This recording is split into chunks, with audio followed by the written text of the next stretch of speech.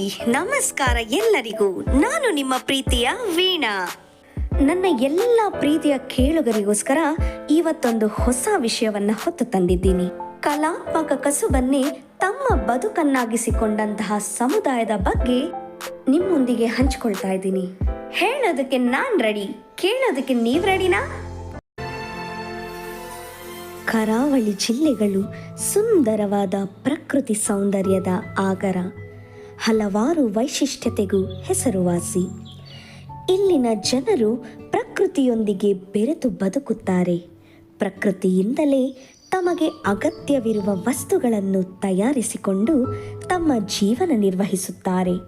ಹೀಗೆ ಪ್ರಕೃತಿಯನ್ನು ನಂಬಿ ಅದರ ಉತ್ಪನ್ನಗಳಿಂದಲೇ ಜೀವನದ ದಾರಿ ಕಂಡುಕೊಂಡಿದ್ದಾರೆ.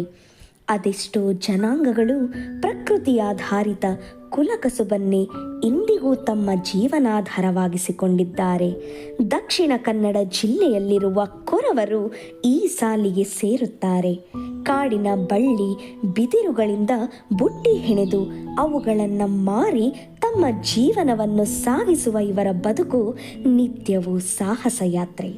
ಪ್ರಕೃತಿ ಸಿರಿಯ ಮಧ್ಯೆ ಬದುಕುವ ಇವರ ದಿನಚರಿ ಪ್ರಾರಂಭವಾಗೋದು ಬೆಳ್ಳಂಬೆಳಗ್ಗೆಯ ಕಾಡಿನ ಭೇಟಿಯಿಂದಲೇ. ಮುಂಜಾನೆ ಎದ್ದು ಬುಟ್ಟಿ ತಯಾರಿಕೆಗೆ ಅನುಕೂಲವಾಗುವ ಬಳ್ಳಿ ಬಿದಿರುಗಳನ್ನು ಅರಸುವ ಇವರ ಕಾಯಕ ಪ್ರಕೃತಿಯಿಂದಲೇ ಪ್ರೇರಿತ.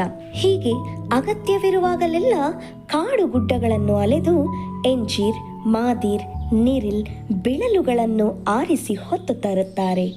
ಹೀಗೆ ಕಾಡಿನ ಒಡಲಿನಿಂದ ಹೊತ್ತು ತಂದ ಬಳ್ಳಿಗಳನ್ನು ಅವುಗಳಿಂದ ತಯಾರಿಸಬಹುದಾದ ವಸ್ತುಗಳಿಗೆ ಅನುಗುಣವಾಗಿ ವಿಂಗಡಿಸುವುದು ಇವರ ನಿತ್ಯದ ಕೆಲಸಗಳಲ್ಲೊಂದಾಗಿದೆ.